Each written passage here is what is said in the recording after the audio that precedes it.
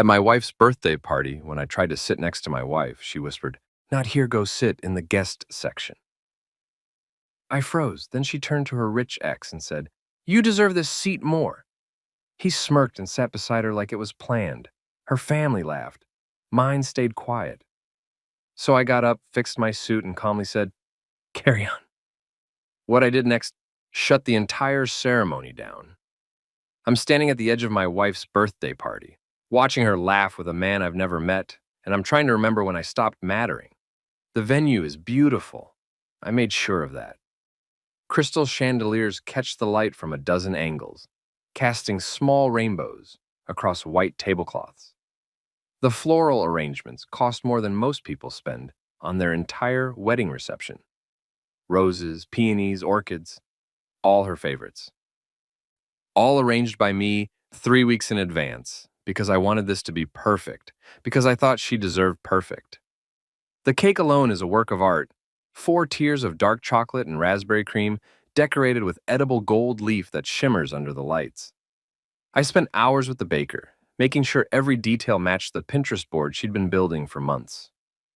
The caterers are serving her favorite dishes: truffle risotto, seared scallops, that specific brand of champagne she discovered on our honeymoon in France. The playlist is carefully curated, songs we danced to, songs that meant something once. I planned all of it, every single detail. And now I'm being told where I can't sit. "Not here," Melissa whispers when I try to take the empty chair beside her. Her voice is sweet, almost apologetic, but her eyes are hard. "Go sit in the guest section." I freeze with my hand on the back of the chair, certain I've misheard. The guest section. Like, I'm just another invitee. Like, I didn't plan this entire evening. Like, I'm not her husband. "What?" The word comes out quieter than I intended. She doesn't repeat herself. Instead, she turns to the man on her other side, tall, broad-shouldered, and wearing a suit that probably costs more than my car payment, and smiles in a way I haven't seen in months. "Marcus, you should sit here. You deserve this seat more." Marcus. I know that name. I've heard it whispered in phone conversations she thought I couldn't hear, seen it pop up on her screen before she quickly turned her phone face down. Marcus Henley, the ex-boyfriend she dated before me, the one who made millions in tech before he was 30, and the one she said didn't matter anymore, that she was over, that I had nothing to worry about. He smirks, actually smirks, and slides into the chair I was reaching for, the chair next to my wife. He leans back like he owns the place, like this was always the plan, and maybe it was. Maybe I'm the only one who didn't know. Her family is laughing, not polite chuckles, but genuine amusement, like this is the funniest thing they've seen all year. Her mother, Charlotte, actually covers her mouth with her hand, her shoulders shaking. Her father, Richard, raises his glass and marks his direction like this is a toast. Her sister, Amanda, whispers something to her boyfriend, and they both turn to look at me with barely concealed glee. My family's at a table in the back. My mother, my brother David, my aunt Patricia. They're not laughing. They're sitting there in stunned silence, forks halfway to their mouths, watching this play out like it's a car crash they can't look away from. My mother's face is pale, her lips pressed into a thin line. David looks like he's calculating whether he can cross the room and punch Marcus without causing a scene. The restaurant, because that's what this is, a private room at the most expensive restaurant in the city, the one I had to book 6 months in advance, goes quiet. Not completely silent, but that kind of hush where everyone's still talking, but they're really just watching, waiting to see what I'll do, waiting to see if I'll make a scene, if I'll beg, if I'll explode. I feel 70 pairs of eyes on me. I feel the weight of every dollar I spent, every hour I invested, every compromise I made to get to this moment. I feel the heat of humiliation crawling up my neck, turning my ears red. And I feel something else, something cold and clear settling in my chest like ice water. I straighten up, adjust my cufflinks, the ones she gave me last Christmas with our initials engraved on them, smooth down my tie, run a hand through my hair, take a breath. "Carry on," I say. My voice is steady, almost cheerful. "Please, don't let me interrupt." Melissa blinks. For just a second, I see confusion flicker across her face, like she expected something different. Maybe tears, maybe anger, maybe me causing a scene that would justify whatever she's planning next. But I don't give her that. I just smile, nod politely to Marcus like he's any other guest, and turn away. I don't go to the guest section. I walk past it, past the tables full of Melissa's friends and coworkers who are all pretending not to stare. I walk past the bar where one of her cousins is already whispering to the bartender. I walk straight to the exit, push through the heavy oak doors, and step out into the cool evening air. The parking lot is nearly full. I can see my car at the far end. Practical, reliable, paid off. Nothing like Marcus's BMW that's parked right by the entrance, taking up 2 spaces like even his car deserves more room than everyone else's. I stand there for a moment, breathing in the night air, feeling the humiliation and rage and hurt swirling in my chest like a storm. I could leave. I could get in my car and drive away and never look back. Let them have their party. Let Marcus have his seat. Let Melissa have whatever future she's clearly been planning behind my back. But I don't. Because I've been quiet for too long. I've been accommodating for too long. I've been the understanding husband, the patient partner, the man who doesn't make waves or ask difficult questions. I've ignored the late-night texts, the sudden business trips, the way she started dressing differently when Marcus's name came up. I've swallowed every small humiliation, every casual dismissal, every moment when I felt like a footnote in my own marriage. Not anymore. I pull out my phone and make 3 calls. The first is to my lawyer. Yes, I have one. I've had one for weeks now, ever since I started noticing the pattern. The second is to my brother. The third is to someone Melissa doesn't know about, someone I've been working with, someone who's been helping me understand exactly what's been happening behind my back. Then I go back inside. The party's in full swing now. The music is louder, the laughter more relaxed.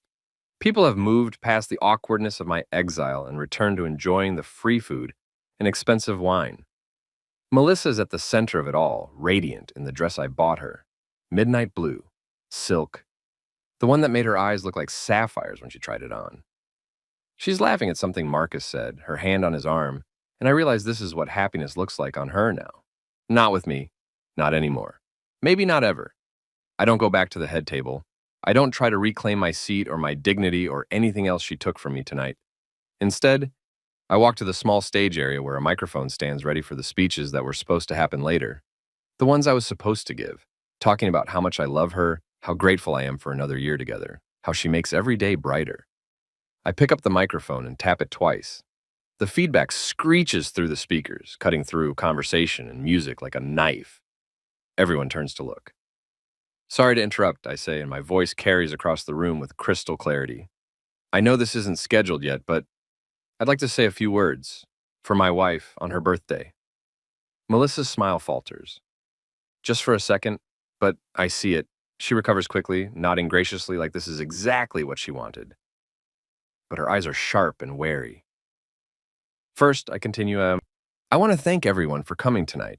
I know you all made time in your busy schedules to celebrate Melissa, and that means the world. To both of us. I pause, letting that land. To both of us, I repeat, just so everyone remembers that technically, legally, we're still a unit.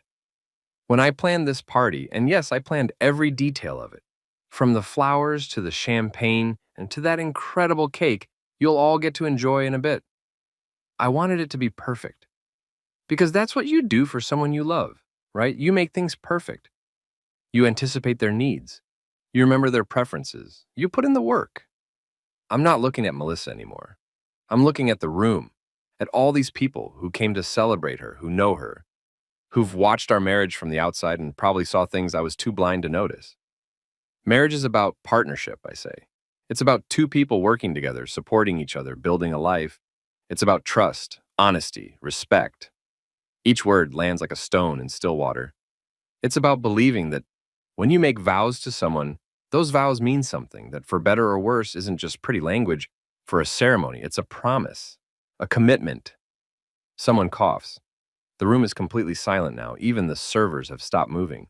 I've tried very hard to honor those vows, I continue, and even when things got difficult, even when I felt taken for granted, even when I noticed changes, distance, secrets, I smile, but it's not a happy smile, because that's what you do when you love someone. You give them the benefit of the doubt. You assume the best. You trust. Melissa is standing now, her face pale. Marcus has a hand on her arm, but she shakes him off. But trust is a funny thing, I say. It's built slowly, over time, through thousands of small moments of honesty and reliability. And it can be destroyed in an instant, in a whisper even, something like, "Not here, go sit in the guest section." The room exhales collectively. Everyone heard it then, or heard about it. The humiliation wasn't just mine, it was public, witnessed, a shared moment of social cruelty that everyone pretended not to notice. So here's what I want to say on this special day, I continue, my voice still steady, still calm. To my wife, Melissa, happy birthday, sweetheart. I hope you enjoy your party. Every detail I spent weeks planning, every expense I carefully saved for, every moment I choreographed to make you feel special. I hope it's everything you wanted. I pause, letting the silence stretch out. And to Marcus. I turn slightly, acknowledging him directly for the first time. Welcome back. I hope that seat next to my wife is comfortable. You certainly paid enough for it. Confusion ripples through the crowd. Melissa's face goes from pale to gray. Oh, did I not mention that? I tap my chin thoughtfully. The venue deposit, the catering, the cake, the flowers, the champagne. I was curious about how we were affording all this. You see, I make decent money, but not private room at the city's most expensive restaurant money. Not 200 guests with an open bar money. So I did some digging, checked our bank accounts, our credit cards. Funny thing, there was a deposit made to our joint savings 3 months ago. $50,000 from Marcus Henley. The room erupts, gasps, whispers. Someone's wine glass hits the floor and shatters. At first, I thought maybe it was a loan. A gift. Who knows, right? Rich ex-boyfriend feeling generous. But then I started finding other things. Hotel receipts, airline tickets to Miami, to New York, to Aspen. Always 2 tickets, always paid for by Marcus. Text messages about our future together, plans to handle the situation with him once the time was right. I'm still smiling, but it feels like my face might crack. Turns out, this party, it wasn't just a birthday celebration. It was supposed to be my going away party. The grand finale before Melissa asked for a divorce and moved into Marcus's penthouse. Melissa is shaking her head, her mouth open, but no words coming out. Marcus has gone very still, his smirk completely vanished. The really brilliant part, I continue, was using our joint account for the deposit, making me complicit in funding my own humiliation, making me think we were doing this together as a couple, when really, I shrug. Well, I'm sure you all can figure out what was really happening. My mother is crying. My brother looks ready to commit murder. Melissa's family, her laughing, mocking family, looks like they've been slapped. So, yes, carry on, I say, echoing my earlier rumor words. Enjoy the food, drink the champagne, dance to the carefully curated playlist, cut the cake that took 3 tastings to get right. Have a wonderful time. I set the microphone back in its stand with a soft thunk. I'll just be in the guest section if anyone needs me. Apparently, that's where I belong. I walk off the stage. The silence follows me like a physical thing, heavy and suffocating. I don't look at Melissa as I pass her table. I don't look at Marcus or her family or anyone else. I just walk to the back of the room where my family is sitting, pull out a chair and sit down. My mother immediately grabs my hand. "Oh, baby," she whispers. "Not yet," I murmur back. "Well, not done yet." Because here's the thing about revenge, about justice, about taking back your power after someone tries to strip it away. It's not about one big dramatic moment. It's not about a speech or an accusation or even the look on their faces when they realize you know. It's about what comes next, and what comes next is going to shut this entire ceremony down. I sit there with my family, pretending to eat the truffle risotto that tastes like ashes in my mouth, and I wait. I wait for exactly 17 minutes. I know because I'm watching the clock on my phone, before the first interruption happens. The restaurant manager, Paul, appears at Melissa's table. He's a small man with nervous energy, and right now he looks like he'd rather be anywhere else. He leans down to whisper something to Melissa, but in the dead silence of the room, we can all hear him. "Ms. Thorne, I'm very sorry, but there's been an issue with the payment." Melissa frowns, waving him away. "It's Mrs. Garrett, and I'm sure my husband can sort it out." "That's actually the issue," Paul says, and he's sweating now. "Mr. Garrett has canceled the authorization on the credit card used for the final payment, the one due tonight. Marcus jumps in, all smooth confidence. How much are we talking? $37,500, sir. The number hangs in the air like smoke. Someone at a nearby table actually chokes on their drink. That's fine, Marcus says, reaching for his wallet. I'll cover it. I'm afraid we need certified payment, sir. We accept wire transfer, cashier's check, or pre-authorized credit. Given the amount, I said I'll cover it. Marcus's voice has an edge now. He pulls out a black card, the kind that supposedly has no limit. Run this. Paul takes it, disappears, comes back 3 minutes later, looking even more uncomfortable. Sir, your card was declined. Now Marcus goes pale. That's impossible. Run it again. We ran it 3 times, sir. I'm watching all this from my table in the back, and I'm trying not to smile. You see, I made some calls while I was outside, and one of those calls was to a very helpful person at Marcus's bank, or rather, to someone who knows someone who has access to certain financial systems. Because here's something interesting about Marcus Henley. He's rich, yes, but most of his wealth is tied up in investments, stocks, venture capital. His liquid assets, his actual cash on hand, not as impressive as everyone thinks. And I may have arranged for his credit line to be temporarily frozen due to suspicious activity. Nothing illegal, nothing permanent, just enough to make tonight very, very awkward for him. There must be some mistake, Marcus is saying, but his confidence is cracking. Perhaps you have another card, sir. He tries 2 more. Both declined? The room is buzzing now, whispers turning into actual conversations, people pulling out their phones to text their friends about the drama unfolding. Melissa is looking at Marcus like she's never seen him before. What's happening? Nothing, babe, just a bank error. I'll call them. The restaurant needs payment tonight, Paul interrupts. If we can't secure it in the next 30 minutes, I'm afraid I'll have to ask everyone to leave, and we'll have to cancel the remainder of the evening. The words land like a bomb. Cancel the party. Melissa's birthday party. The party she's been planning for months. The party that was supposed to be the social event of the season. The party where she was going to publicly showcase her new life with Marcus while quietly ushering me out of the picture. I can handle this, Marcus says, but he's on his phone now, frantically texting or calling someone. Melissa turns to her father. Daddy, can you... Richard Thorne, who laughed so hard when I was exiled to the guest section, suddenly finds his wine very interesting. Sweetheart, I don't have that kind of cash available. Not tonight. But you said... I said I'd contribute to the party. I gave you $5,000 for the photographer. He won't meet her eyes. I don't have $40,000 in my checking account. Neither does anyone else, apparently. Melissa's family, her successful, well-off, money-flaunting family, all suddenly become very interested in their food, or their phones, or the fascinating architecture of the ceiling. Paul clears his throat. Perhaps Mr. Garrett. All eyes turn to me. I'm sitting there, calm, composed, a small smile on my face. I take a sip of water, and not the champagne. I stopped drinking an hour ago, wanted to stay sharp, and set the glass down carefully. Oh, I'm sorry, I say. Did you need something? I'm just sitting here in the guest section. Wouldn't want to overstep. Melissa stands up. She's gripping the edge of the table so hard her knuckles are white. Daniel, don't do this. Do what? I spread my hands innocently. I'm not doing anything. I'm just a guest at my wife's birthday party, a party I apparently don't deserve a seat at. You're being childish. The word stings more than it should. Childish. Like I'm the one behaving badly. Like I'm the one who humiliated my spouse in front of 70 people. Like I'm the one who's been planning an exit strategy funded by an ex-lover. I stand up slowly and the room goes silent again.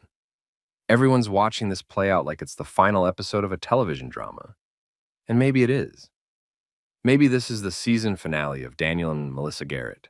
The couple that looks so perfect from the outside. The couple that made it through 4 years of dating and 3 years of marriage without any visible cracks. I walk toward her table. Not to her, not to Marcus, but to Paul. How much is the remaining balance? I ask. $37,500, sir. And what's owed for damages? I look pointedly at the broken wine glass, the chair that got knocked over during the commotion, the visible stress sweat on everyone's faces. Emotional and reputational damages to your establishment? Paul blinks. We hadn't calculated. Add 10,000, I say, for your trouble, and another 5 for the staff because I'm sure this isn't how they wanted to spend their evening. That's very generous, sir, but I pull out my phone, open my banking app, and show him the screen. Wire transfer, right? What's the account information? 5 minutes later, it's done. $52,500 transferred from my personal account. Not the joint one, not the one Melissa has access to, but the separate account I've been quietly building for the last 6 months, ever since I started suspecting something was wrong. The account she doesn't know about, because I learned to keep secrets, too. The transaction goes through. Paul actually sags with relief. Thank you, Mr. Garrett. The party can continue. Oh, I don't think so, I say pleasantly. You see, I just paid for this evening, which means I'm not a guest anymore. I'm the host, and as the host, I'm ending the party, now. Chaos. Actual chaos. Melissa is screaming, not yelling, screaming, about how I can't do this, how dare I ruin her birthday, how everyone will think this is her fault. Marcus is on his phone, probably calling his bank, trying to figure out why his cards aren't working. Her family's trying to calm her down, while simultaneously backing away because nobody wants to be too closely associated with this disaster. The guests are gathering their things, some looking scandalized, some looking entertained, all of them pulling out phones to capture this moment for posterity. My family is standing behind me like a small protective wall. My brother has his hand on my shoulder. My mother's wiping away tears, but she's smiling, actually smiling, proud of me for finally standing up. You can't do this, Melissa hisses at me. She's close enough now that I can smell her perfume, the one I bought her for her last birthday. You can't just end my party. I can, I say calmly. I paid for it. And according to contract law, Paul, correct me if I'm wrong, the person who pays for an event has the right to end said event early, especially if there's been a material breach of the booking agreement, such as, say, the original payment method being fraudulent. Paul nods miserably. That's technically accurate, yes. This is insane, Marcus says, pushing past Melissa to get in my face. He's taller than me, broader, clearly used to intimidating people with his physical presence. Do you have any idea who I am? Marcus Henley, I say. Net worth approximately $18 million, most of it tied up in a tech portfolio that took a substantial hit in the last market correction. You drive a leased BMW, you rent your penthouse, don't own it. And you've been lying to my wife about your liquidity for months because you wanted her to think you're richer than you are. His face goes through several colors. How did you... I'm an accountant, Marcus. A forensic accountant, specifically. I find hidden money for a living. You think I couldn't find out everything about you? Your real estate holdings? Your debt-to-asset ratio? The fact that you're actually leveraged to hell and desperately trying to maintain an image of success while you're one market downturn away from bankruptcy? I turn to Melissa, and for the first time tonight, I let her see the hurt underneath the calm. Is this really what you wanted? A man who's all image and no substance? Someone who will fund your lifestyle until his house of cards collapses? Someone who couldn't even pay for your birthday party? He's still more successful than you'll ever be, she shoots back, and the words are designed to wound. They do, of course they do, because that's always been the subtext of our marriage, hasn't it? I was never quite enough. Never quite impressive enough, successful enough, exciting enough. I was steady, reliable, boring Daniel who works long hours at a mid-level firm and drives a paid-off Camry and thinks a nice dinner out is something to save up for. But here's what Melissa never understood, what she couldn't see because she was too busy looking elsewhere. Steady doesn't mean weak. Reliable doesn't mean stupid. And boring doesn't mean puerilous. You're right, I say. I'll never be as successful as Marcus. I'll never have a penthouse or a luxury car or the kind of money that impresses your family, but I'll tell you what I will have. I step closer to her, close enough that only she can hear me. I'll have my integrity, my self-respect, and as of tomorrow morning, when I file the divorce papers that are currently sitting on my lawyer's desk, I'll have half of everything we built together, including that joint account with Marcus's $50,000 consolation prize. She goes very, very still. See, here's the fun thing about community property laws, I continue, still in that soft, private voice. Any money deposited into our joint account during our marriage is considered marital property, which means that $50,000 Marcus gave you, half of that's mine, along with half of our savings, half the equity in the house, And my very generous lawyer seems to think I have an excellent case for alimony, given that you were clearly preparing to abandon the marriage while still benefiting from our shared assets. You wouldn't. I already have. I step back, raising my voice so the room can hear again. Ladies and gentlemen, thank you for coming tonight. I'm sorry the party is ending early. Please help yourselves to a slice of that beautiful cake on your way out. It really is spectacular, and it would be a shame to waste it. The venue is paid for, your meals are settled, and you're all free to go with my compliments and my apologies for the drama. People start moving toward the exit. Some grab cake like I suggested. Others just want to escape before things get worse. Melissa's friends huddle around her, shooting me hostile looks, but not saying anything because what can they say? That I'm wrong to be angry? That I should just accept being humiliated and betrayed? Marcus is still standing there, his phone in his hand, looking lost. For a rich, successful man, he suddenly seems very small. One more thing, I say to the room, to everyone who's watching this train wreck. For those of you who witnessed me being told to sit in the guest section earlier, who laughed or whispered or enjoyed my humiliation, I want you to know something. I don't blame you. You were following Melissa's lead, reading the room, doing what people do at parties. But I hope you'll remember this moment. I hope you'll remember that the quiet person, the one who doesn't make a fuss or demand attention or fight for their seat at the table, might just be someone who's choosing their battles, waiting for the right moment, planning their moves. I look at Melissa one last time. She's crying now, mascara running down her cheeks, and I feel nothing. No satisfaction, no vindication, just a hollow sort of relief. Happy birthday, Melissa, I say. I hope it was everything you dreamed of.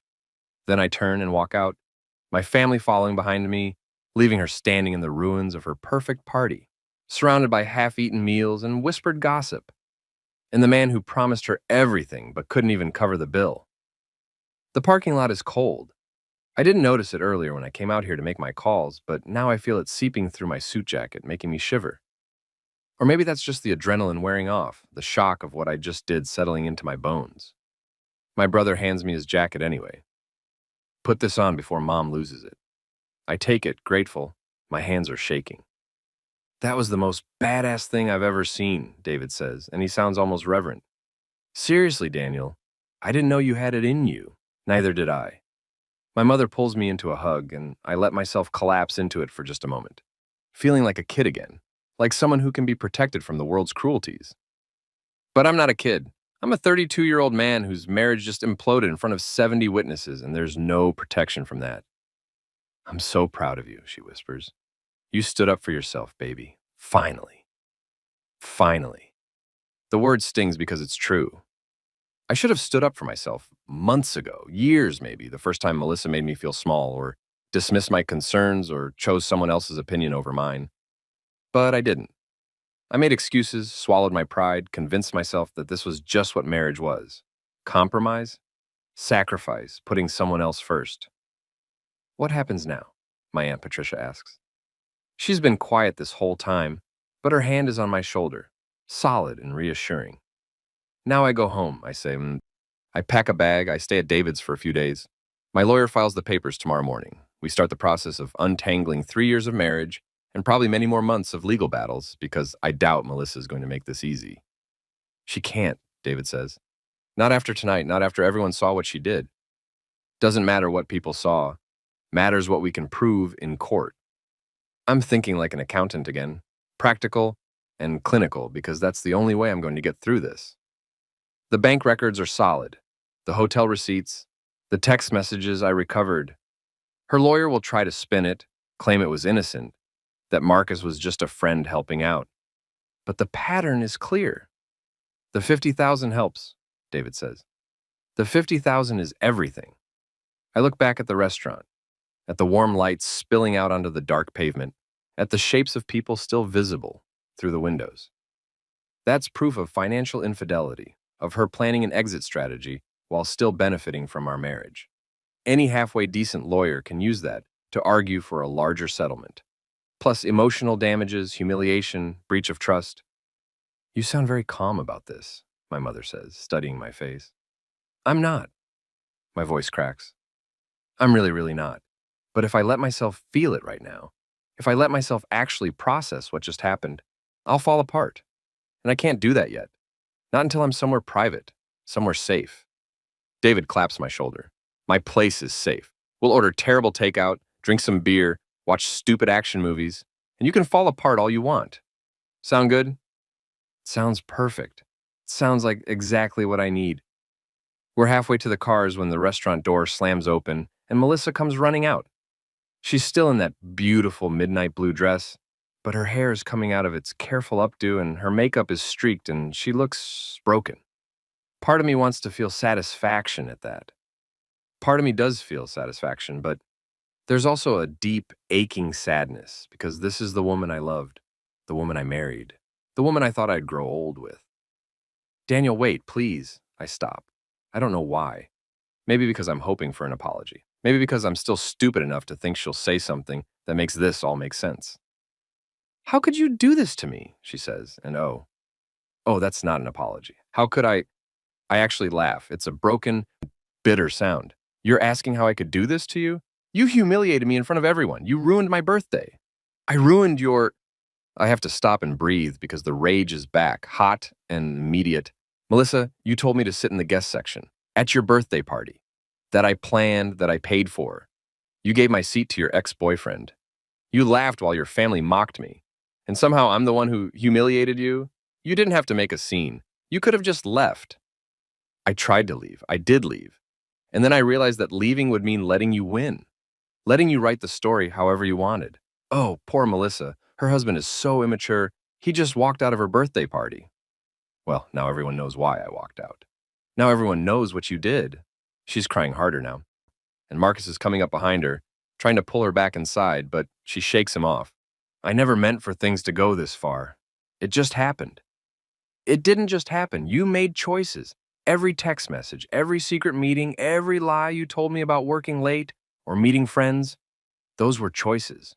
You chose him over me, over us, and you didn't even have the decency to end our marriage before starting something new.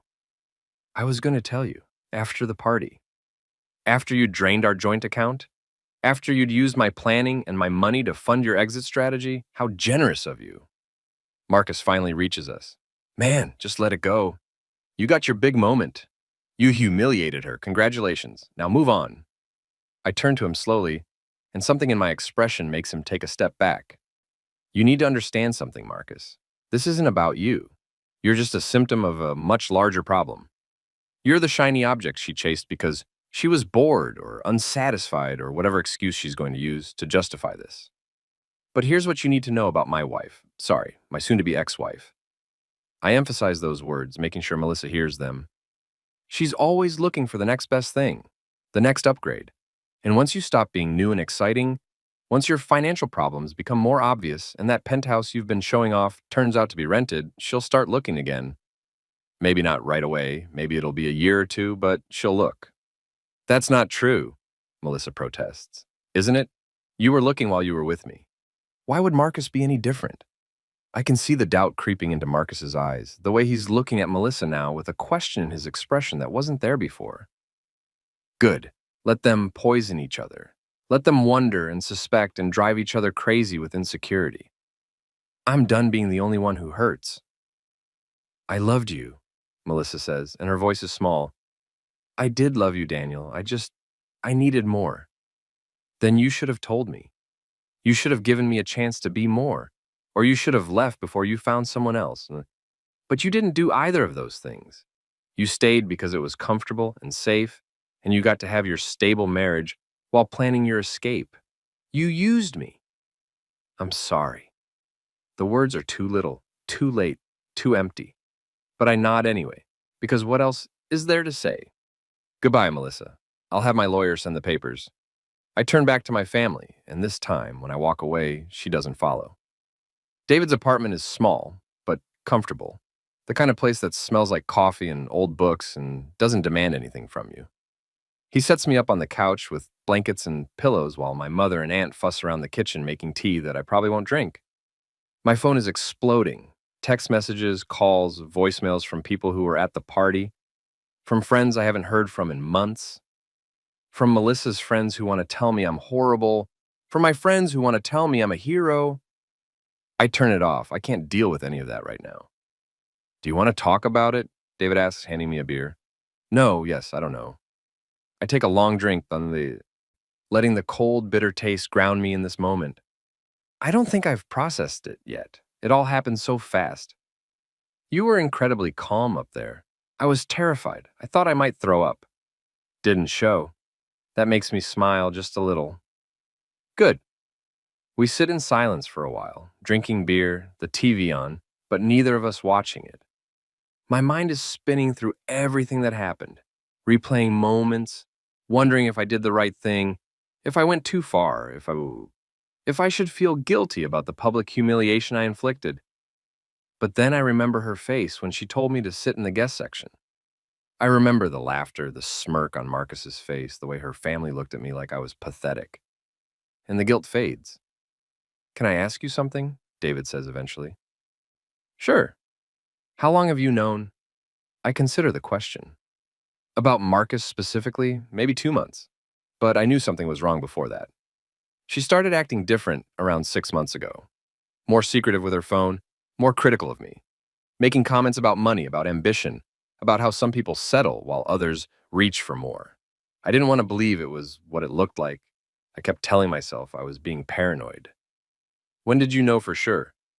I found a hotel receipt in her car. High-end place downtown. I knew we hadn't stayed there, so I checked the date against her calendar. She told me she was at a work conference that weekend. I stare at my beer bottle, watching the condensation drip down the glass. I almost confronted her then, but something stopped me. Maybe I didn't want to know, or maybe I was already starting to plan. Plan what? My exit, my protection. I opened a separate bank account that week. Started moving money into it bit by bit, just small amounts she wouldn't notice from my paychecks. Hired a lawyer. Quietly, paid in cash so it wouldn't show on our statements. Started documenting everything. Every late night, every suspicious charge, every time she said she was one place and I had proof she was somewhere else. David whistles low. That's pretty calculated. I'm an accountant. Calculating is what I do. I finished my beer and set it down. The birthday party was supposed to be her moment, her big reveal.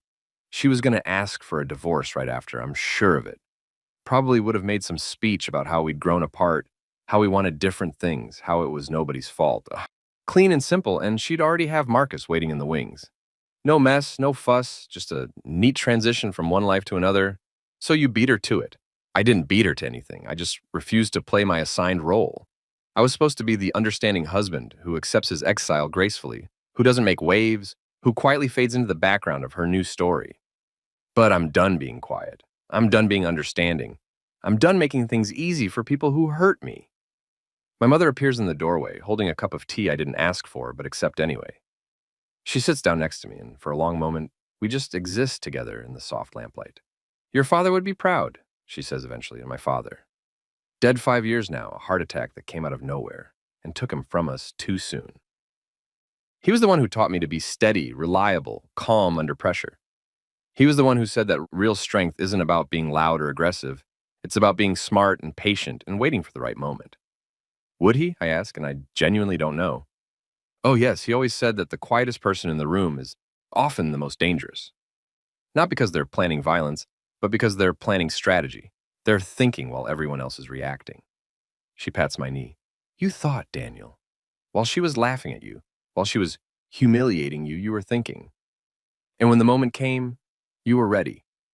I want to believe that. I want to think that what I did tonight was justice, not revenge. That it was self-protection, not cruelty. But the line between those things is so thin, and I'm not sure which side I landed on. I destroyed her party, I say, in front of all her friends and family. She destroyed your marriage, my mother counters, in front of the same people. You just made sure everyone saw it clearly instead of letting her control the narrative. Maybe that's true. Maybe that's enough. I drink the tea even though it's too hot, letting it burn my throat, feeling grateful for the small, sharp pain that reminds me I'm still here, still breathing, still capable of feeling something other than the hollow ache in my chest. I don't sleep that night. I lie on David's couch, staring at the ceiling, watching the shadows shift as cars pass outside, and I think about everything that led to this moment. I think about our wedding day, how beautiful Melissa looked in white How she smiled at me like I was the only person in the world. I think about our honeymoon in France, wandering through cobblestone streets, drinking wine at sidewalk cafes, making love in a hotel room with windows open to the Paris night. I think about lazy Sunday mornings, grocery store runs where we'd argue playfully about what to have for dinner, the way she used to steal my hoodies and wear them while working from home. When did it change? When did I become not enough? Maybe I never was enough. Maybe she settled for me because I was safe and stable, and I showed up when other guys didn't. Maybe she always had one eye on the door, always wondering if there was something better out there. Or maybe it's not about me at all. Maybe this is about her fears, her insecurities, her need for external validation that no husband could ever fully satisfy. Maybe Marcus is just the latest mirror she's holding up to see her own reflection looking successful and desired. I don't know. I'll probably never know. And maybe that's okay. Maybe I don't need to understand why she did what she did. Maybe I just need to understand what I'm going to do next. Around 3 in the morning, I get up and open my laptop. I log into the joint account. I still have access for now. And I look at the transactions from the last few months. There it is. The $50,000 deposit from Marcus Henley, made 3 months ago. And below that, dozens of smaller transactions. Dinners at expensive restaurants I've never been to. Charges at boutiques I've never heard of. Spa days, salon visits. A weekend trip to wine country that she told me was a work retreat. She spent his money freely, investing in herself, in her appearance, in her new life. And I wonder if she felt guilty about it, or if the guilt was buried under excitement and anticipation and the thrill of something new. I make screenshots of everything, send them to my lawyer with a detailed email explaining the timeline, the patterns, the proof of her affair. He'll know what to do with it. He'll turn my pain into legal strategy, my betrayal into leverage. It should feel good, being this organized, this prepared. But mostly, it just feels empty. Morning comes, whether I'm ready or not. David makes pancakes, terrible, burned on the edges, but I eat them anyway, because the gesture matters more than the execution.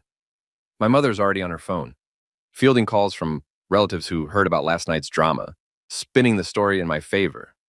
My aunt is doing research on divorce lawyers, finding backup options in case my current one doesn't work out. My family closing ranks, protecting me. It's more than I deserve and exactly what I need. At 9 a.m., my phone rings. I turned it back on to call my boss, to tell him I won't be in today, that I need a personal day, that there's been a family emergency. Now I'm regretting that decision because Melissa's name is flashing on the screen. I almost don't answer, but curiosity wins out. What? My voice is flat, emotionless. We need to talk. She sounds exhausted, like she didn't sleep either. We have nothing to talk about. My lawyer will be in touch. Daniel, please. This is crazy. We can work this out. We don't need to get lawyers involved. I actually laugh at that. You slept with your ex-boyfriend for months, used his money to fund your lifestyle while we were still married, and humiliated me publicly at a party I planned, and now you think we can work this out? What exactly would we be working toward, Melissa? We could go to counseling. We could... No. The word comes out sharp and final. You don't get to do this. You don't get to cheat and lie and destroy our marriage and then act like I'm the unreasonable one for wanting a divorce. I made a mistake. You made a choice. Many choices, over and over again, for months. Don't minimize what you did by calling it a mistake. There's silence on the other end. Then, quietly, I'm sorry. I know you are. You're sorry you got caught. You're sorry your plan didn't work. You're sorry everyone saw what you did. But I don't think you're actually sorry you did it. Because if you were, you would have stopped. You would have confessed. You would have given me a choice instead of making all the choices yourself. That's not fair. Fair? I'm standing now, pacing David's small living room while my family watches with concern. You want to talk about fair? Fair would have been you ending our marriage before you started sleeping with Marcus. Fair would have been you being honest about what you wanted instead of stringing me along. Fair would have been you treating me with basic human decency at my own wife's birthday party that I spent weeks planning. I know, you're right. I know I was wrong. She's crying again and I feel nothing. No sympathy, no softness, just a cold certainty that this is over. But we've been together for 7 years, Daniel. Doesn't that count for something? It counted for everything. It counted so much that I ignored red flags and warning signs and my own intuition because I wanted to believe in us. It counted so much that I spent months documenting your affair instead of just confronting you because I was terrified of losing what we had. But you know what? What we had was already gone. You killed it. You killed us. And last night, you just made sure everyone else could see the corpse. Don't say that. It's true, and you know it. You haven't loved me for months, maybe longer. You loved what I represented: stability, safety, someone who wouldn't challenge you or demand too much, but you didn't love me. You don't even like me. That's not. Don't lie to me again, Melissa, please. You've done enough lying. More silence, then what do you want? I want a divorce. I want it to be as quick and painless as possible. I want you to be fair with the asset division, and in return, I won't drag your affair through court more than necessary. I want you to stay away from me, stay out of my life, and let me heal. I pause, and I want you to know that I forgive you. What? I forgive you, not because you deserve it, but because I deserve peace. I'm not going to spend the rest of my life hating you or being angry or wishing things were different. You made your choices, I made mine, and now we both have to live with the consequences. But I won't let this poison me. I won't let you take anything else from me. I can hear her breathing on the other end, shaky and uneven. Goodbyes, Melissa. I hang up before she can respond. The divorce takes 4 months, 4 long, exhausting months of legal meetings and document exchanges and arguments over who gets the coffee maker and the couch we bought together and the wedding gifts from people who probably hoped we'd make it. Melissa fights for more than she deserves. Her lawyer, expensive, aggressive, someone Marcus helped her hire, argues that the $50,000 was a gift, not evidence of an affair. They claim the hotel receipts were for her personal solo retreats, that the text messages were taken out of context, that I'm a vindictive husband trying to punish my wife for growing as a person. But we have the evidence. We have the pattern. We have timestamps and photographs and credit card statements that paint a very clear picture of deception and betrayal. In the end, we settle. I get to keep the house because I can prove I made the down payment with money I had before the marriage. The joint savings, including that $50,000 from Marcus, gets split down the middle. She gets to keep most of her personal belongings and the car she was driving. I get my retirement accounts intact. No alimony for either of us. It's not perfect, but it's fair. And fair is all I wanted. The day the papers are signed, I stand in the lawyer's office, and I don't feel victorious. I just feel tired. 7 years of my life reduced to signatures on legal documents and assets divided on spreadsheets. How are you holding up? My lawyer asks. Stephen, a kind man in his 50s who's seen enough divorces to know better than to offer platitudes. I'm okay, I think. That's normal. You'll have good days and bad days for a while. Don't judge yourself for how you feel. Did I do the right thing the way I ended it? He considers the question. You stood up for yourself. You refused to be a victim. Whether you did it the right way is subjective. Some people would say you should have taken the high road, been quieter about it. But those people weren't the ones being humiliated like you were, and you responded in a way that protected your interests and your dignity. That's not wrong. I want to believe him. And 6 months after the divorce is finalized, I'm sitting in a coffee shop downtown working on my laptop when I hear a familiar laugh. I look up and there's Marcus at a table across the room, talking to a woman who isn't Melissa. He doesn't see me. He's too focused on his companion, leaning in close, touching her hand, giving her the same charming smile he used to give my wife. The woman laughs at something he says, clearly enchanted. I don't know if he and Melissa are still together. I blocked her on everything, social media, phone, email, and I asked my family and friends not to tell me about her life. I don't want to know. But seeing Marcus here, apparently moving on to his next target, gives me a strange sense of vindication. I was right. She wasn't special to him. She was just next in line. I pack up my laptop and leave before he notices me. I don't need closure from Marcus. I don't need anything from him. 1 year after the worst birthday party in history, I'm in a different city for a work conference. I've been promoted twice, actually, because throwing myself into my job turned out to be excellent for my career, even if it was hell on my mental health for a while. I'm heading a new forensic accounting division, making more money than I ever did before, traveling for work, building a reputation in my field. I'm having drinks with colleagues when I check my phone and see a message from a number I don't recognize. Hi, Daniel. I know I probably shouldn't reach out, but I wanted to tell you that you were right about everything. Marcus and I broke up 3 months ago. He was cheating on me with someone he met at a charity gala. I guess that's karma. I'm sorry for what I did to you. I hope you're happy. You deserve to be happy. M. I stare at the message for a long time. Then I delete it without responding. She doesn't get to know if I'm happy. She doesn't get any part of my life anymore. Not even the closure of knowing I've moved on. But for the record, because maybe someday I'll read this and remember what it felt like to survive something that almost broke me, I am happy. Not every day, not perfectly, but genuinely, slowly rebuilding my life happy. I'm dating someone new.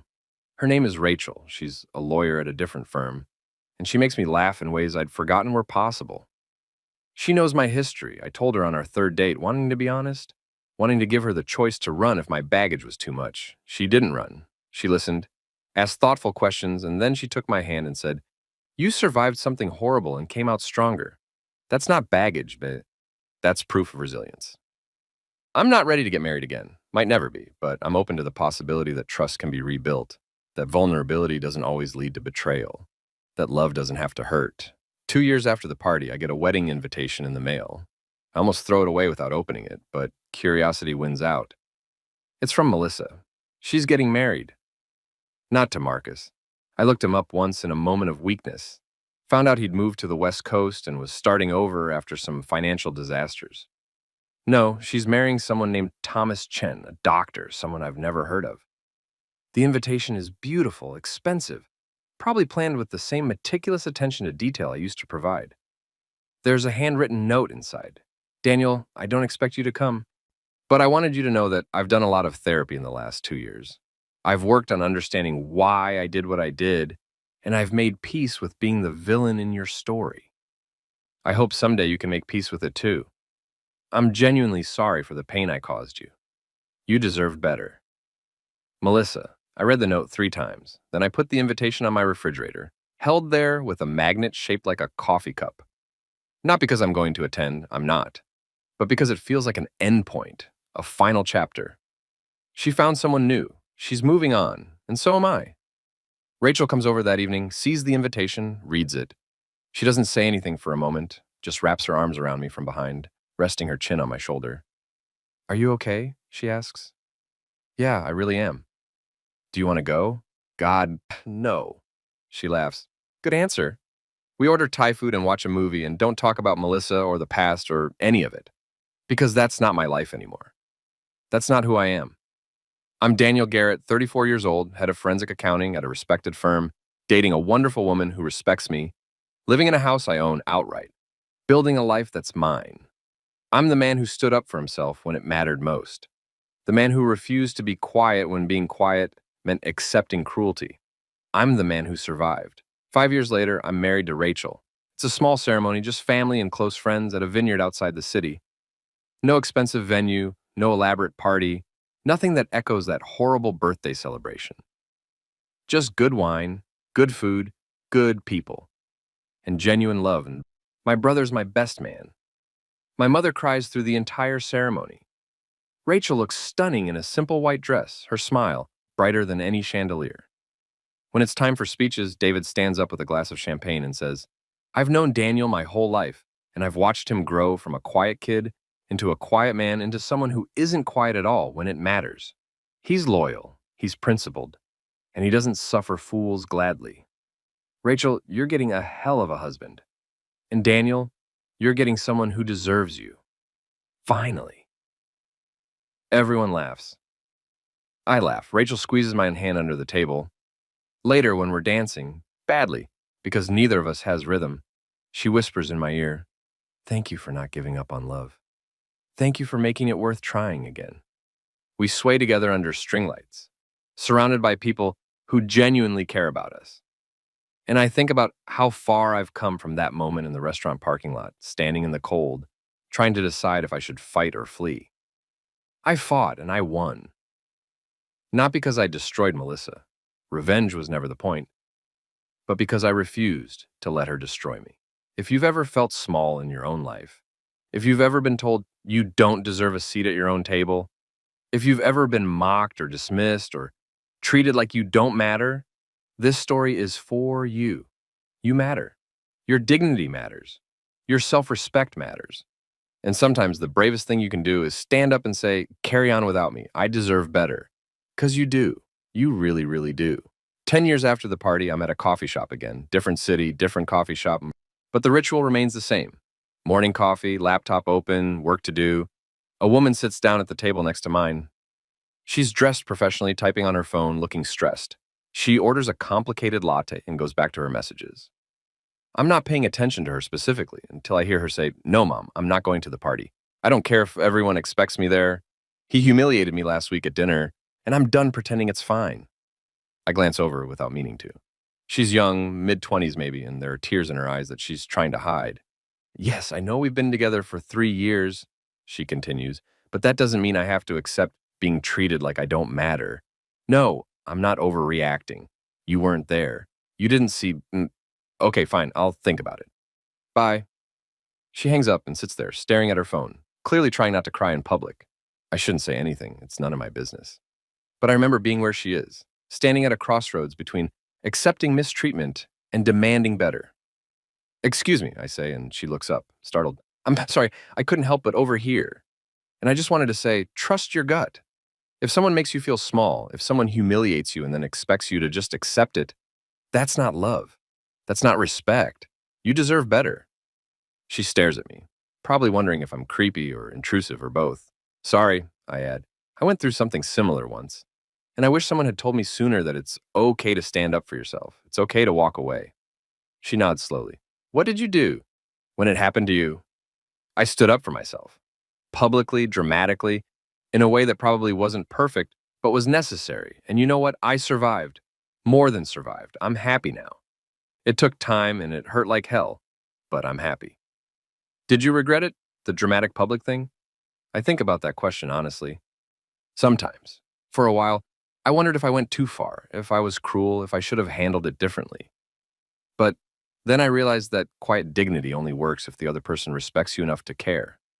When they don't, when they've already decided you don't matter, and being quiet just means suffering in silence. So no, I don't regret it. I regret that it had to happen at all, but I don't regret standing up. She wipes her eyes. "Thank you, I needed to hear that." "Good luck," I say. "Whatever you decide to do, make sure it's what you need, not what everyone else expects." She smiles a little and goes back to her phone, but she looks more resolved now, less uncertain. I turn back to my laptop and I think about younger Daniel, standing in that parking lot, making those phone calls, preparing to burn his life down to save himself. I hope that woman finds her strength. I hope she stands up. I hope she walks away from whatever situation is making her cry in a coffee shop at 9 a.m. And I hope that someday she'll be sitting somewhere happy, somewhere peaceful, telling her own story of survival to someone who needs to hear it. Because that's what we do when we survive. We pass it on. We become the voice telling others, you deserve better. Stand up. Fight back. Don't let them make you small. Carry on, but carry on without them. You deserve that much. Present day. I'm 42 years old now. Rachel and I have 2 kids, a dog, a house in the suburbs with a yard and a fence and normal, beautiful, mundane life. I run my own forensic accounting firm. I do well enough that we're comfortable but not flashy. I drive a sensible car. I coach my daughter's soccer team. I make pancakes on Sunday mornings, much better than David's were that night. Sometimes, rarely, I think about Melissa. I wonder if she's happy with Thomas. I wonder if she learned anything from what happened between us. I wonder if she tells the story differently. If I'm the villain in her version, the vindictive ex-husband who humiliated her at her birthday party. Maybe I am the villain to her. That's okay. I can live with being the villain if it means I'm the hero in my own story. My daughter asked me once why I don't talk about my first marriage. She's 10 now, old enough to know that her dad was married before he met her mom, young enough to think that's weird and interesting. It didn't work out, I told her. Sometimes people hurt each other, even when they don't mean to. And sometimes you have to make hard choices to protect yourself. Did she hurt you? Yes. Did you hurt her back? I thought about that question carefully. I stood up for myself, and that meant she had to face consequences for her choices. So yes, I probably hurt her. But it wasn't about revenge. It was about self-respect.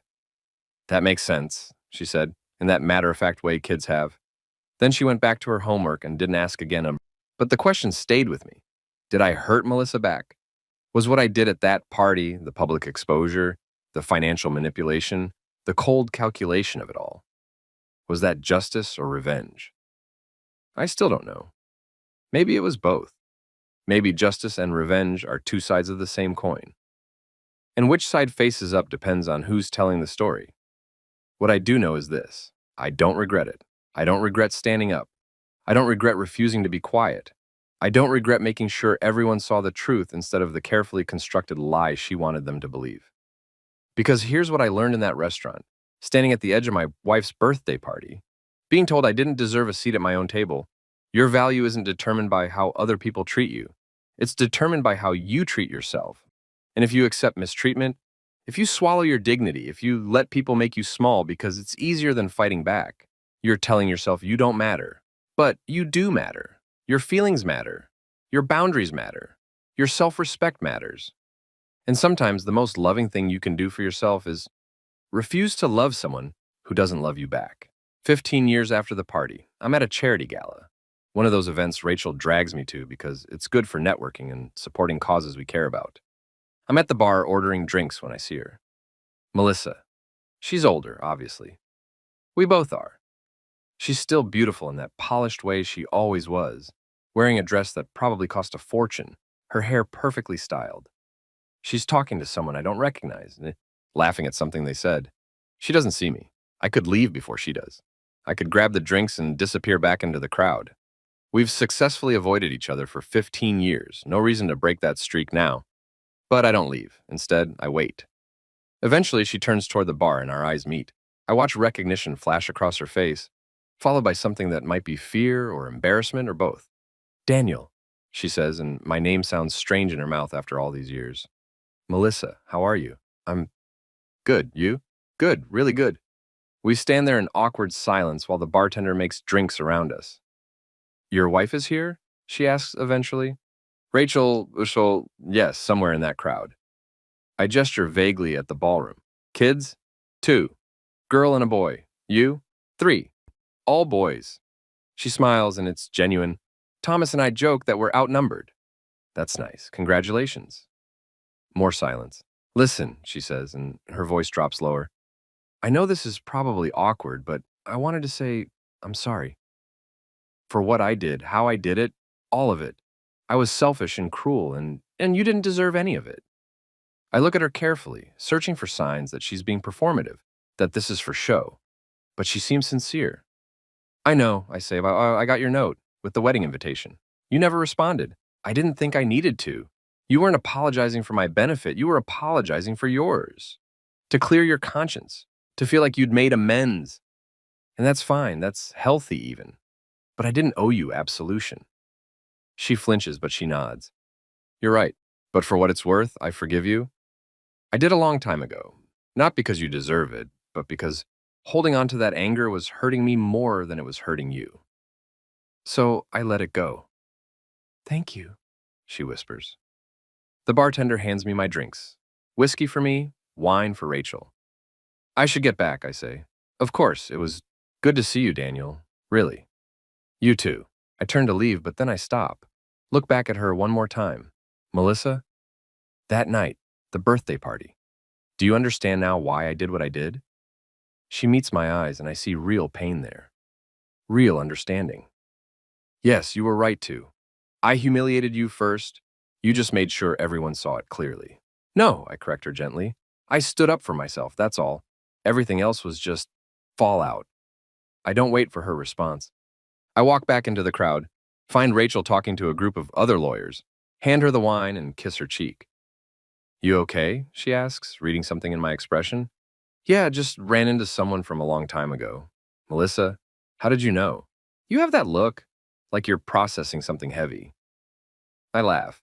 Am I that transparent? To me, yes. To everyone else, you probably just look slightly constipated. That makes me laugh harder and the tension breaks. Rachel leans into me and we stand there together, surrounded by strangers in expensive clothes. And I feel grateful. Grateful for her, for our life, for the fact that I survived something that could have broken me and came out stronger. 20 years after the party, I'm sitting in my office late at night finishing up paperwork. There's a knock on the door. Unusual, since everyone else has gone home. It's David. He's 50 now, graying at the temples, successful in his own right. We don't see each other as often as we used to, but we're still close, still brothers in the way that matters. Hey, he says, saw your light on. Wanted to check in. I'm good, just finishing up. He sits down across from my desk, looking at me carefully. It's been 20 years. Since? Since the party, Melissa's birthday party, 20 years ago tonight. I hadn't realized, hadn't been counting. But he's right, it was November, late in the month, right before Thanksgiving. Huh, I say. You never talk about it anymore. Nothing to talk about. It happened, I dealt with it, I moved on. But did you? He leans forward. Really odd. Because sometimes I wonder if you ever fully processed what happened that night. You were so controlled, so calculated. You never really fell apart. I fell apart, just not where anyone could see. That's what worries me. I set down my pen and look at my brother. What do you want me to say, David? That I'm traumatized? That I wake up in the middle of the night thinking about it? I don't. It was painful and humiliating, and it nearly destroyed me. But it didn't. I'm fine. I'm happy. I have a life I love. What more is there? I just want to make sure you're really okay, not just pretending to be okay. I consider that. I'm really okay, I promise. That night was the worst moment of my life up to that point. But it was also the moment I learned I was stronger than I thought and that I could survive betrayal and humiliation and still come out the other side intact. That's worth something. David nods slowly. Yeah, it is. We sit in comfortable silence for a moment. You know what's funny? I say. I saw her a few years ago at a charity thing. We talked. It was fine, civil even. And I realized that she's just a person. Not a villain, not a monster, just a flawed person who made terrible choices and hurt someone she claimed to love. And I'm just a person who refused to accept that treatment. Neither of us is the hero or villain of this story. We're just people who had different ideas about what we owed each other. That's very mature of you. Yeah, well, 20 years of therapy helps. We both laugh at that. Now, today, this morning, I'm sitting in my backyard drinking coffee, watching my dog chase squirrels he'll never catch. The sun is coming up over the fence, painting everything gold and pink. My wife is still sleeping. My kids are at college and high school respectively, living their own lives, making their own mistakes, learning their own lessons. And I'm thinking about that night 20 years ago. Not with anger or sadness or regret, but with a kind of distant curiosity. Like it happened to someone else? In another life? That Daniel, the one who stood in the parking lot making phone calls, who walked back into the restaurant with ice in his veins, who publicly dismantled his wife's betrayal in front of everyone who mattered. He feels like a stranger to me now. I remember being him, remember the rage and hurt and determination, but I can't quite reconnect with those feelings anymore. And maybe that's healing. Maybe that's what it looks like when you finally truly move on. My phone buzzes. It's a text from Rachel. Coffee's getting cold. Come back to bed. I smile, finish my coffee in one long swallow, and head inside. Because here's the final truth. The thing I wish I could tell younger me standing in that parking lot trying to decide what to do next. This moment, whatever you're going through right now, it's not the end of your story. It's painful and it's horrible, and it feels like you might not survive it, but you will. You'll stand up. You'll fight back. You'll refuse to be small. And then slowly, painfully, beautifully, you'll rebuild. You'll find new love. You'll make new memories. You'll create a life that doesn't include the person who hurt you. And you'll realize that life is better, fuller, more authentic without them. The revenge isn't in destroying them. The revenge is in surviving them. In building something beautiful out of the ruins they left behind. In being happy without them. That's the real power move. Not the speech or the dramatic exit or the financial maneuvering. Though those things matter, they protected me in the moment. But the quiet, steady work of building a life worth living. So if you're reading this and you're in your own parking lot moment, trying to decide if you should fight or flee or swallow your pride one more time, here's my advice. Stand up. Use your voice. Refuse to accept mistreatment just because it's easier than confronting it. And then, after the dust settles and the drama fades and everyone moves on with their lives, do the real work. Heal. Grow. Build something better. Because you deserve better. You really, really do. And someday, 20 years from now, you'll wake up in a life you built for yourself, surrounded by people who genuinely love you. And you'll realize that the person who hurt you is just a character in a story you sometimes tell. Not the main character, not the villain, just someone who taught you what you won't accept anymore. That's freedom. That's victory. That's the real revenge. I climb back into bed with Rachel. She wraps herself around me, still half asleep, murmuring something I can't quite hear. I love you, I whisper. Love you too, she mumbles. What were you thinking about out there? Nothing important, just remembering. Good memories. Actually, yeah, good memories of getting past bad memories. She laughs sleepily. That doesn't make sense. I know, but it's true. We lie there in the early morning light, and I think about all the versions of myself I've been. The naive husband who ignored warning signs, the humiliated spouse standing at the edge of a party, the angry man planning revenge, the heartbroken divorcee rebuilding his life, the man who forgave, the man who moved on. I've been all of them, and now I'm this, a man who survived, who built something real, who learned that the best revenge isn't destruction, it's peace. The story could end here, with this moment of quiet contentment, this proof that I made it through the fire and came out intact. But that's not quite true, is it? Because there's one more piece, one more conversation I need to have. Not with Melissa, not with Marcus, not with anyone from that chapter of my life, with you, with whoever's reading this, whoever needs to hear it. If you've been hurt the way I was hurt, betrayed, humiliated, made to feel small in your own life, here's what I want you to know. Your pain is valid.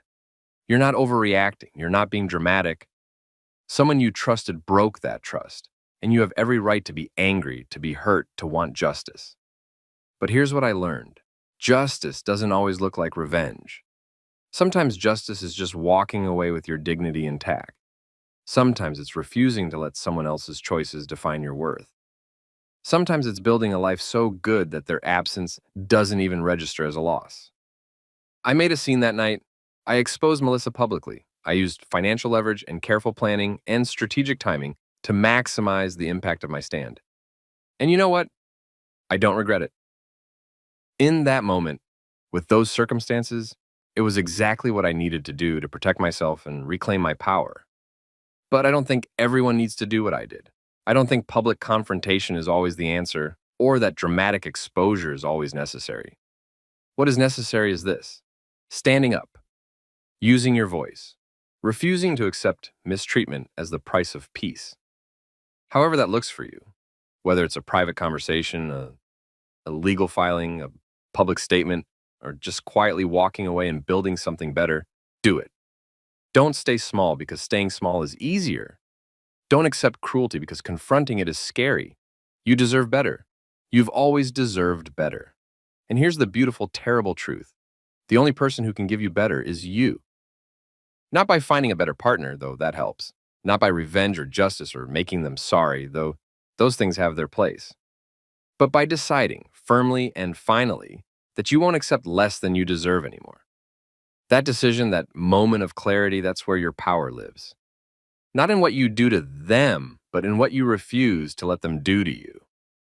I get up again. Rachel sighs but doesn't wake, and I go to my office. I open my laptop and I start writing. Not for work, not for any project, just writing this out, getting it all down. The whole story from beginning to end, every detail I can remember, every feeling I can articulate.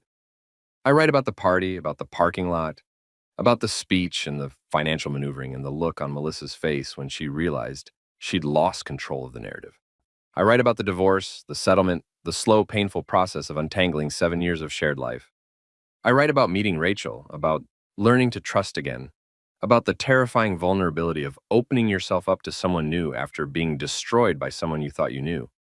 I write about seeing Melissa at the charity gala, about the conversation that was civil but distant, about realizing that she's just a person and so am I. I write about this morning, about coffee in the backyard, about the strange distance I feel from my younger self and his pain. And I write this, the part you're reading now, because I want whoever needs this story to understand you'll survive. Whatever you're going through, whatever betrayal or humiliation or heartbreak is tearing you apart right now, you'll survive it. It won't be easy, it won't be quick. There will be days when you backslide, when the anger resurfaces, when you wonder if you did the right thing or if you should have handled it differently. But you'll survive. And more than survive, you'll grow, you'll learn, you'll become someone who knows their worth, who doesn't accept mistreatment, who builds better relationships because they learned from the broken ones. That's not just survival, that's transformation. I saved the document, all 25,000 words of it, this entire story laid out in detail, therapy and memoir and testimony all at once. I don't know what I'll do with it. Maybe nothing. Maybe it'll just sit on my hard drive, a record of something that happened a long time ago. Or maybe I'll share it somehow, add it to the collection of survival stories that exist on the internet. Anonymous accounts of people who stood up and fought back and refused to be victims. Because that's what we need more of. Not just stories of people who got through hard things, but stories of people who got through hard things without losing themselves, who maintained their integrity while demanding justice, who found the balance between revenge and peace, between anger and healing, between making someone pay and moving on. It's a hard balance. I'm not sure I always got it right. There are moments from that night I'm not proud of. The coldness in my voice, the calculation in my planning, the satisfaction I felt watching Melissa's perfect party crumble around her. But I'm not ashamed either, because in that moment, coldness protected me. Calculation saved me. Satisfaction was just my pain finding an outlet. I did what I needed to do to survive. And I've spent the last 20 years building something beautiful out of those ruins. That's enough. That's more than enough. The sun is fully up now. I can hear Rachel moving around in the bedroom, starting her morning routine. Soon she'll come looking for me, wondering why I disappeared for so long, and I'll show her this document and she'll read it. She's the only person who gets to read the full, unedited version, and she'll understand. She always understands. That's the difference between her and Melissa. Rachel sees me, really sees me, and doesn't try to make me smaller to fit her narrative. She lets me be complicated, flawed, still healing from old wounds, Daniel, and she loves me anyway.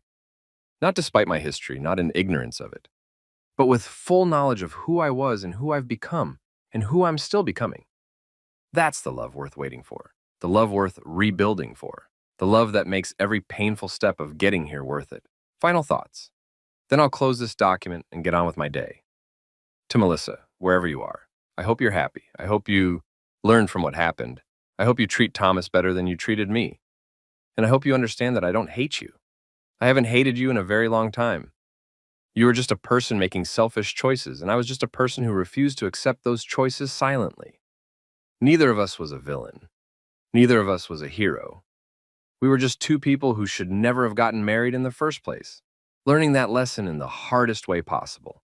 To Marcus, I hope your bank accounts are sorted out now. I hope you've stopped using women as status symbols. I hope you've grown up. But honestly, I don't think about you much at all. To my family who stood by me that night and every night since, thank you for being my wall, my safety net, my reminder that I'm loved even when I don't feel lovable. You saved me more than you know. To Rachel, thank you for seeing me, for loving me, for building this beautiful life with me. You didn't save me, I saved myself. But you gave me something to save myself for. That's everything. To my kids, if you ever read this someday, when you're old enough to understand the complexity of adult relationships and betrayal and survival, know that your dad wasn't perfect. Know that I made mistakes, that I sometimes let anger guide me when wisdom should have, that I'm still learning to balance justice and mercy, but know also that I fought for my own dignity when it mattered. And I hope I've taught you through action, if not words, to do the same. And to you, whoever you are, reading this because you're in your own parking lot moment trying to decide what to do next, stand up, fight back, demand better. Not because revenge is sweet. It's not really. It's just another kind of bitter. But because you deserve to go through life with your head held high, with your dignity intact, with the certain knowledge that you don't accept mistreatment from anyone. No matter how much you once loved them, the ceremony will shut down, the party will end, the relationship will dissolve. But you'll still be standing, and that's what matters. That's the only thing that matters. So carry on. But carry on without them. You deserve that much. You deserve everything. I close the laptop. Rachel appears in the doorway, coffee in hand, and she looks at me with that expression that says she knows I've been somewhere deep in my head. You okay? She asks. Yeah, just processing some stuff. Want to talk about it? Not yet, maybe later. She nods, accepting this, and hands me the coffee. Breakfast in 30 minutes. Don't be late. Wouldn't dream of it. She leaves, and I sit there in my office, surrounded by the evidence of my successful life. Diplomas on the wall, family photos on the desk, the comfortable worn-in chair that fits my body perfectly. And I think about that man in the restaurant 20 years ago, standing at the edge of his wife's birthday party, being told he didn't deserve a seat at his own table. I wish I could go back and tell him, it's going to be okay. It's going to hurt like hell, but you're going to be okay. Better than okay. You're going to be happy. But I can't go back. None of us can. We can only move forward, learning from our wounds, building from our ruins, becoming the people we need to be. I take a sip of coffee, perfect temperature, perfect sweetness, because Rachel knows exactly how I like it. And I smile. 20 years ago, I stood up for myself. I refused to be small. I demanded justice, even when it meant burning my life down to get it. Today, I'm reaping the rewards of that choice. Not because I destroyed Melissa, though I did a little in the moment, but because I saved myself. That's the real story. That's the real victory, not the revenge, the survival, not the justice, the healing, not the dramatic moment, the quiet, steady, beautiful life that came after. And if you're reading this from your own parking lot, your own guest section, your own moment of humiliation and betrayal, remember this. The ceremony will shut down, but you'll still be standing. And what comes after, what you build from the ashes, what you create out of the ruins, that's where the real story begins. That's where your power lives. So stand up. Use your voice. Demand better. And then when the drama fades and the dust settles and everyone moves on with their lives, do the real work. Live well. Love better. Build something beautiful. That's the revenge they'll never see coming. That's the victory they'll never understand. That's your happy ending, written in your own words, on your own terms, with your own hard-won dignity intact. You deserve it. You've always deserved it. Now go claim it.